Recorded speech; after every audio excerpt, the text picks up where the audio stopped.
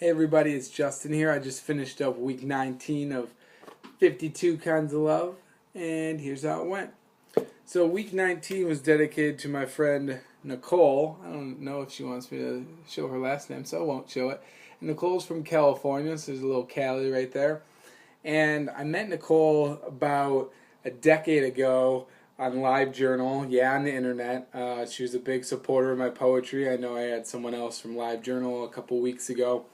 And Nicole was just the person who, at the time, was willing to make phone calls to some kid in Ohio in college and just, I guess, see what life was about. I don't remember what any of our conversations were about back in those days. I can literally remember being in my room in the house I was living in and holding a conversation with her. I just have no idea what we were talking about. It might have been music. We kind of listened to all the same kind of music.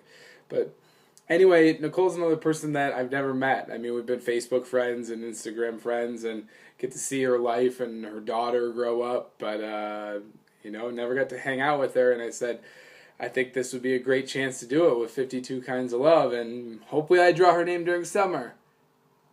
And I didn't, which is okay.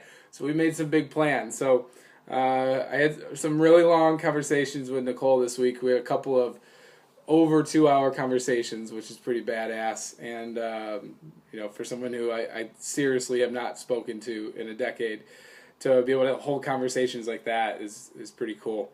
And we talked about, all kinds of stuff, like love and friendships and parenting and how to raise kids, how to find true friends and people that support you, and how to let go and ditch other people when they're not right for you, finding the right crowd. But I think some of our coolest conversations were about truly being present and doing things with purpose and having a reason behind your actions and the decisions that you make in life, and to always make decisions, to not just fly by the seat of your pants. And it's good to be random sometimes, but to truly do things with purpose. And I thought it was pretty awesome. And Nicole had shared with me that recently she got inspired kind of by this project, and she's been doing this thing every Wednesday where she just puts a name in her calendar or in her phone, and every Wednesday she makes a point to compliment that person or send them a message or check up on them. And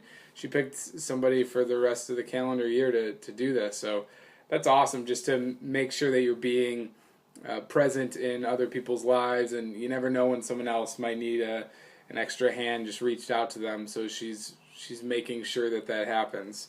I think that was the coolest part about it, but all the excitement is from what's going to happen this summer. So we're planning a trip to Tahoe at the end of July, beginning of August, and I was going to meet another friend out there, so it just kind of worked out perfect. And we're going to try to knock some things off of our bucket list. Like, I'm going to go on a wine tasting for the first time, and she's going to make me drink Bud Light Clamato beer, which sounds horrific, or something like that. I don't even know what it is. And she's never been camping, and I love camping, so I'm not going to make her camp in Tahoe with all the bears, but I am gonna make her hike and go out on the water and do some activities on the lake to kind of challenge her. So that'll be cool. I'm really pumped, but I think the true aspect of how I got to see Nicole this week was as a mom, and it was Mother's Day, just yesterday, and I got to see how she raises a kid pretty much on her own, and does things to encourage her daughter's strengths and talents and creativity, and to give her some freedom and some room to grow, and to challenge her and to give her expectations. And Nicole has a teenage daughter, or headed into high school. Yeah, teenage daughter, and that's the age that I teach, so I can just imagine, what that life would be like having all those kids at home. And it definitely gave a different perspective, but it was a cool week to get to know and to plan a lot of things. We did a lot of planning, so Nicole's got a whole bucket list of ideas on Facebook that we're going to make happen. So I'm stoked about that. It was really cool. So heading to week 20, I can't believe we're in week 20. it will be dedicated to, let's dig in the middle here, Nikki S. So check in next week to see who Nikki S is, why there's $100 bill on there, and what that's all about. All right? Bye. Peace. 52 kinds of love.